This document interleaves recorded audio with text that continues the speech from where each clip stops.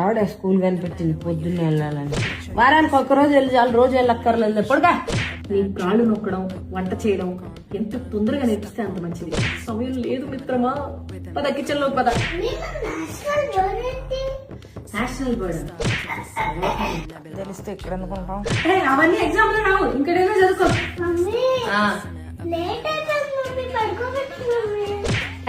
ఈరోజు ఏం రోజు తెలుసా?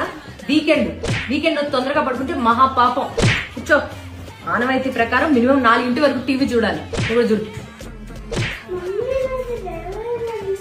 జడా జడా కూడా వేస్తాడు. విట్టేరు పోసుకోవడమే ఫ్యాషన్. విట్టేరు పోసుకుని పో ఆడుకో.